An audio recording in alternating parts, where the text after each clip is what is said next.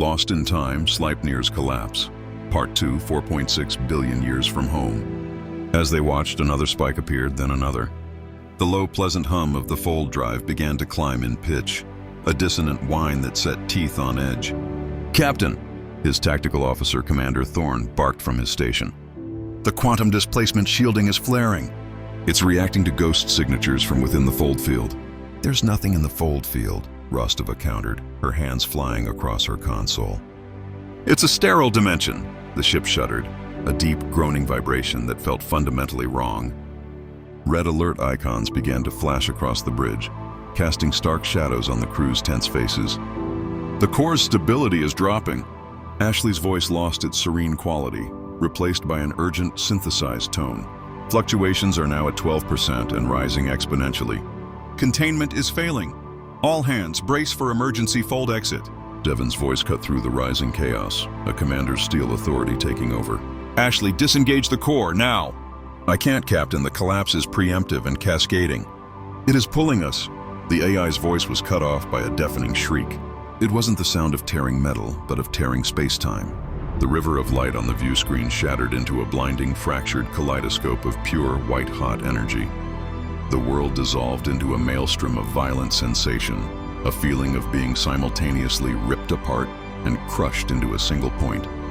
Alarms blared into a unified scream of technological agony. Then, as suddenly as it began, there was silence. A profound, absolute silence that was more terrifying than the noise. Emergency lights flickered on, bathing the wrecked bridge in a blood-red glow. Sparks rained down from ceiling conduits.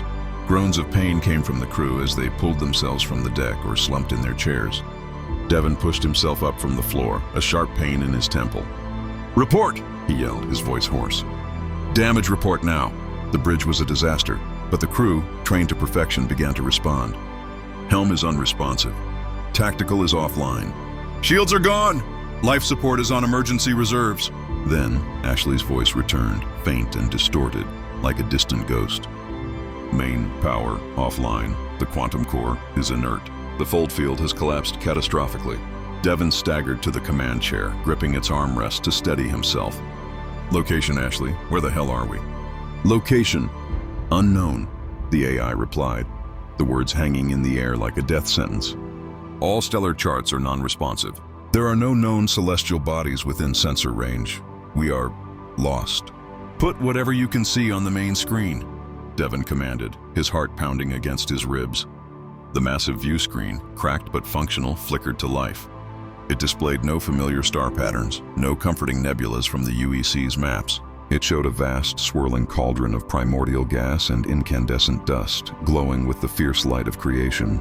At its center burned a single, violent, brilliant yellow star, wreathed in stellar fire and still pulling matter from the massive accretion disk that surrounded it.